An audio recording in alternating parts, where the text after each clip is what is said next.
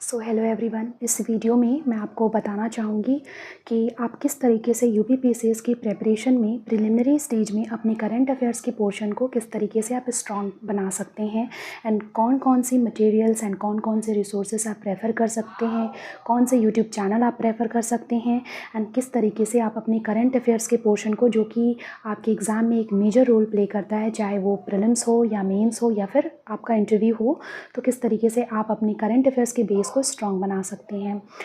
इस वीडियो को आप एंड तक देखिएगा एंड जो भी आपके डाउट्स होंगे रिलेटेड टू करंट अफेयर्स वो आप कमेंट सेक्शन में पूछ सकते हैं।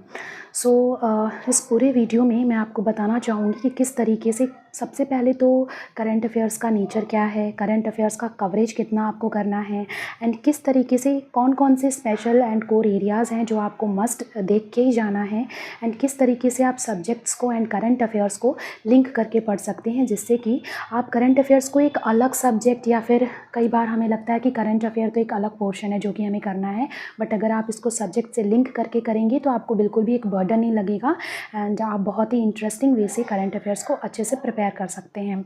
सबसे पहले हम स्टार्ट करते हैं कि करंट अफेयर के लिए आप मटेरियल्स कौन से रेफ़र कर सकते हैं। मेरा कहना ये होगा कि अगर आप 2025 यूपीपीसीएस प्रीलिम्स की तैयारी कर रहे हैं, आप मंथली मैगज़ीन्स फॉलो कर सकते हैं, जैसे कि दृष्टि के मैगज़ीन्स आते हैं। ये मैं इंग्लिश मीडियम के स्टूडेंट्स को बता रही हूँ, ठीक है। ये मंथली मैगज़ीन्स आते हैं, आप इसे प्रेफर कर सकते हैं। एंड वो स्टूडेंट्स जो यूपीपीसीएस 2024 को टारगेट कर रहे हैं, जिसका एग्ज़ाम अभी दिसंबर में है, आप ये जो ईयरली मैगज़ीन आती है आई दृष्टि की, जिसमें 1 सितंबर 2023 से लेकर 25 सितंबर 2024 तक कवर है। आप सितंबर का तो नहीं कवर करें, बट हाँ दिसंबर 2023 से लेकर आप जो भी अभी तक का, जो आपका सितंबर अक्टूबर जो भी नवंबर तक का है, इसका करंट अफेयर्स ज़रूर देखें। एंड यूट्यूब चैनल में भी आप बहुत सारे यूट्यूब चैनल को नाम सब्सक्राइब करके उसको, क्योंकि बहुत सारे जब मटेरियल्स हम चूज़ करते हैं तो हम एक भी रिवाइज़ नहीं कर पाते हैं। And revision is very important in this examination, because इतना ज़्यादा ह्यूज सिलेबस है। अगर आप इतना सब कुछ बस पढ़ने, रीडिंग पे ध्यान देंगे, रिवाइज़ नहीं करेंगे, तो एट द एंड क्या होगा, आप फैक्ट्स को रिटेन नहीं कर पाएंगे एंड एग्ज़ाम्स में मिस्टेक्स कमिट करना बिल्कुल नॉर्मल हो जाएगा। आप किसी एक ही रिसोर्स को फॉलो करें। अगर आप यूट्यूब चैनल मुझसे जानना चाहेंगे तो आप कमेंट सेक्शन में ज़रूर बताइएगा, तो मैं आपको जो भी 1-2 अच्छे चैनल्स होंगे वो उसका नाम आपको बता दूंगी और आप उसको फॉलो कर सकते हैं। सबसे पहले देखिए, नेचर जो है करंट अफेयर्स का वो बहुत ही वाइड है, बहुत ही ह्यूज है एंड अनप्रेडिक्टेबल भी हो जाता है, क्योंकि कभी कभी उस पूरे 1 साल के इवेंट को ना पूछ के पास्ट ईयर के इवेंट को पूछ लिया जाता है। बट ऐसा 1-2 ही क्वेश्चंस आते हैं, तो उन 1-2 क्वेश्चंस के लिए ऐसा नहीं आप कर सकते कि आप 2 साल के करंट अफेयर्स तैयार करें, ठीक है। तो इसका कवरेज आपका 1 साल का ही करंट अफेयर करिए। आप देख लीजिए कि प्रीवियस ईयर कब एग्ज़ाम हुआ है और उससे लेकर आप तब का करंट अफेयर कर लीजिए, ठीक है। जैसे अभी आपका दिसंबर 2024 में एग्ज़ाम है, जैसा कि बोला गया है, जैसा कि आपका एग्ज़ाम दिसंबर में प्रस्तावित है, तो आप क्या कर सकते हैं कि दिसंबर 2023 से लेकर नवंबर 2024 का बहुत ही अच्छे से थॉरली इस आई दृष्टि मैगज़ीन को लाइए और इसको एटलीस्ट 9 to 10 टाइम्स तो पढ़ लीजिए। अगर आपके पास टाइम नहीं है तो 4 to 5 टाइम्स एटलीस्ट आप इसको अच्छे से पढ़ लीजिए। एंड अगर आपको किसी भी तरह की हेल्प चाहिए होगी कि आई दृष्टि करंट अफेयर्स को कंप्लीट कराना है, तो उसमें हम बिल्कुल कोशिश करेंगे कि आपको कंप्लीट कराएं। आप कमेंट सेक्शन में ज़रूर बताइएगा, ठीक है। नेक्स्ट है कि किस तरीके से हम अपने करंट अफेयर्स के पोर्शन को अप्रोच करें। देखिए, इन्वायरमेंट अगर आप ले लेते हैं, सबसे पहले शुरू करते हैं इन्वायरमेंट से। तो अगर आप इन्वायरमेंट के सेक्शन को देखें, तो जो मान लीजिए जितने भी क्वेश्चंस आते हैं उसमें 80% नहीं, बट हाँ 70 to 75% जो क्वेश्चंस होते हैं वो करंट अफेयर्स बेस्ड होते हैं। जैसे कि मान लीजिए कोई क्लाइमेट चेंज पे कन्वेंशन हुआ है, कोई रिपोर्ट आई है, जैसे इंटर पैनल गवर्नमेंटल एक आईपीसीसी है, तो वो जो रिपोर्ट रिलीज़ करती है, या फिर यूनाइटेड नेशंस एनवायरनमेंट प्रोग्राम, या फिर आईयूसीएन ने कोई डेटा रिलीज़ किया है, ठीक है, तो उन सबको अच्छे से आप पढ़ सकते हैं। नेक्स्ट है आपके जैसे कॉप कन्वेंशंस हो जाते हैं, तो उसको पढ़ सकते हैं। अब सिर्फ आप इस तरह से नहीं पढ़ सकते हैं कि कॉप 28 कहाँ हुआ था, आपको ये भी पढ़ना है कि कॉप कन्वेंशंस कहाँ से स्टार्ट हुए थे और नेक्स्ट जो 2029 है वो कहाँ है, और अगर कोई फ्यूचर में कन्वेंशंस इंडिया में अगर प्रस्तावित है तो उसको तो आप बिल्कुल ही उस ईयर को और ये सब चीज़ें आप अच्छे से पढ़ लीजिए, ठीक है। नेक्स्ट है कोई स्पीशीज़ है, अगर वो न्यूज़ में है, फर्स्ट टाइम इंडिया में डिस्कवर्ड है या फिर वो वर्ल्ड में भी डिस्कवर्ड है, तो उस रीजन को अच्छे से पढ़ लीजिए। और उस रीजन में और भी कुछ चीज़ें अगर पाई जाती हैं तो उसको भी आप जान सकते हैं। तो इस तरीके से मैंने आपको इन्वायरमेंट के सब्जेक्ट को किस तरीके से करंट अफेयर्स से रिलेट करना है वो मैंने आपको बता दिया। एक बार और बता देती हूँ कि जैसे कि आप इन्वायरमेंट पोर्शन, अगर आप बिगिनर्स हैं, आपके पास इतना टाइम नहीं है, तो आप इन्वायरमेंट को कैसे कवर कर सकते हैं। जो भी करंट अफेयर्स हैं, जो भी उसमें मेजर इवेंट्स हैं, जैसे कोई इंटरनेशनल ऑर्गेनाइजेशन ने कोई रिपोर्ट रिलीज़ किया है उसको पढ़ लीजिए, या फिर कोई कॉप कन्वेंशंस हुआ है, या फिर जैसे अभी आप देख सकते हैं कि आपका जो इंटरनेशनल सोलर अलायंस है जो कि इंडिया और फ्रांस ने मिलकर इसको गठित किया है, तो इसमें अगर कोई नया मेंबर जुड़ा है उसको देख सकते हैं। क्या कहाँ पे इसकी मीटिंग हुई है, क्या इसकी थीम रहा है, क्या इसके ऑब्जेक्टिव्स रहे हैं। जैसे कि मान लीजिए कि नेट कार्बन एमिशन का टारगेट इंडिया ने 2070 का किया है। अभी G7 जो ग्रुप है उसने भी अपना टारगेट रिलीज़ किया है नेट ज़ीरो का। इस तरह आप अदर कंट्रीज़ का भी देख सकते हैं कि नेट ज़ीरो का टारगेट कब है। नेशनल हाइड्रोजन मिशन आपका अभी गवर्नमेंट ने इसको लॉन्च किया है, तो नेशनल हाइड्रोजन मिशन में टारगेट क्या है कि कितना ग्रीन हाइड्रोजन हमें प्रोड्यूस करना है और किन किन सोर्सेज से करना है, blue hydrogen, green hydrogen, grey hydrogen, इन सब के डिफरेंसेस क्या हैं। तो इस तरीके से आप सब्जेक्ट्स को और करंट अफेयर्स के पोर्शन को लिंक कर सकते हैं। नेक्स्ट चलते हैं हम हिस्ट्री को, कि हिस्ट्री को कैसे हम करंट अफेयर से लिंक कर सकते हैं। वो नेक्स्ट मैं आपको बता रही थी कि हिस्ट्री के सब्जेक्ट को कैसे हम करंट अफेयर से लिंक कर सकते हैं। सो मान लीजिए अगर कोई प्लेस न्यूज़ में है तो आप उसको ऐसे देख सकते हैं कि ये प्लेस न्यूज़ में क्यों है और इसका हिस्टोरिकल पास्ट क्या रहा है, ठीक है, इसका कॉन्ट्रीब्यूशन क्या रहा है हमारे हिस्ट्री में, तो उसका थोड़ा बहुत आप आइडिया लगा सकते हैं, ठीक है। जैसे मान लीजिए नालंदा यूनिवर्सिटी अभी न्यूज़ में था, तो आप देख सकते हैं कि नालंदा यूनिवर्सिटी किस रूलर के टाइम के दौरान इस्टेब्लिश हुआ है और किस रूलर के टाइम के दौरान ये इसका एक्सकावेशन हुआ है, इसके बारे में पता चला है, और किस रूलर ने इसको रेनोवेट कराया है। और नालंदा यूनिवर्सिटी जो अभी रेनोवेशन हुई है अभी फ़िलहाल, तो वो आपकी ग्रीन कैंपस जो है उस थीम पे बेस्ड है, तो आप उसके बारे में जान सकते हैं। तो इस तरीके से आप अपनी हिस्ट्री को करंट अफेयर से लिंक कर सकते हैं। जैसे मान लीजिए कोई फ्रीडम फाइटर जो न्यूज़ में है या फिर उसकी 100th एनिवर्सरी है, जो भी है, कोई मॉन्यूमेंट न्यूज़ में है, हिस्टोरिकल मॉन्यूमेंट, तो इस तरीके से आप उसको करंट अफेयर्स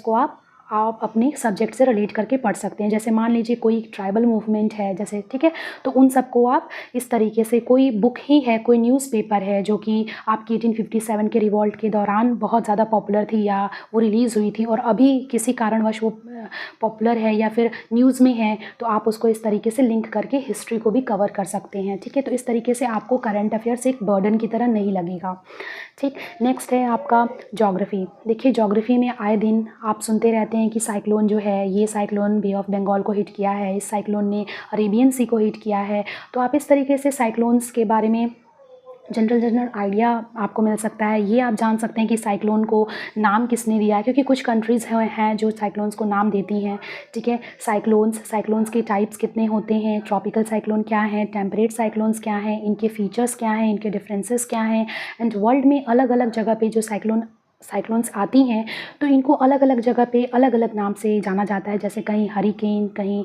टाइफून्स, कहीं विली। तो इस तरीके से आप सब्जेक्ट को करंट अफेयर से लिंक कर सकते हैं, ठीक है। जैसे वॉल्केनोज़ हैं, वॉल्केनोज़ का इरप्शन आप कहीं कहीं देखते हैं, तो उस वॉल्केनोज़ का आप थोड़ा बहुत जान सकते हैं कि वो डोरमेंट है कि एक्टिव है कि एक्सटिंक्ट है, ठीक है। तो इस तरीके से आप सब्जेक्ट से रिलेट कर सकते हैं। अगर एल नीनो कहीं अकर हुआ है या ला लीना, तो इस ज्योग्राफिकल फिनोमिना को आप थोड़ा सा जान सकते हैं कि अगर, क्योंकि आपका जो कमीशन है वो इसी तरीके से क्वेश्चंस फ्रेम करता है कि अगर कोई चीज़ न्यूज़ में है तो आपको किस तरीके से उसके सब्जेक्ट से रिलेट करके क्वेश्चन पूछा जाए, ठीक है। अगर डायरेक्टली नहीं भी पूछता है तो इस तरीके से आप ज्योग्राफी को कवर कर सकते हैं। अगर कोई मिनरल पाया गया है कहीं, जैसे अभी लिथियम मिनरल आपके जम्मू एंड कश्मीर में पाया गया था, तो इस तरीके से आप जान सकते हैं कि लिथियम के क्या बेनिफिट्स हैं और गवर्नमेंट इस लिथियम के एक्सकावेशन पे, इसके डिस्कवरी पे इतना ज़्यादा एम्फेसाइज़ क्यों कर रही है, ठीक है।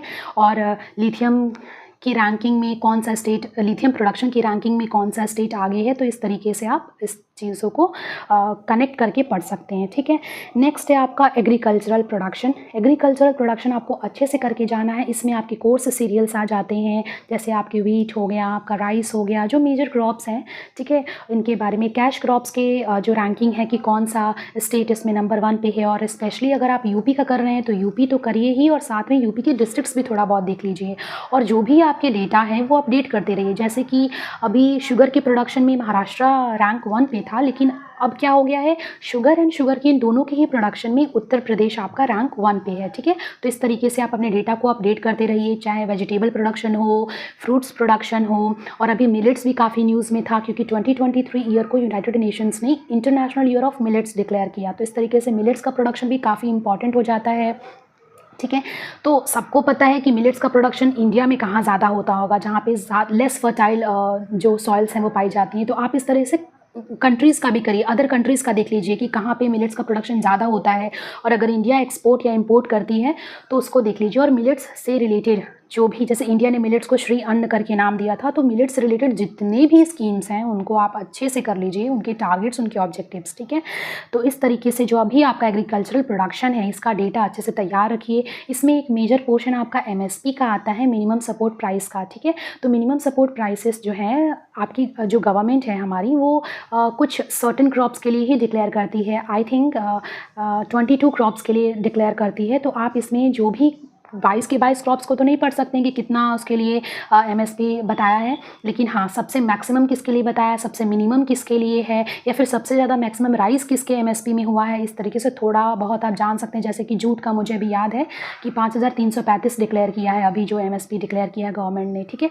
तो इस तरीके से आप थोड़ा बहुत मिनिमम सपोर्ट प्राइस का भी डेटा देख सकते हैं, ठीक।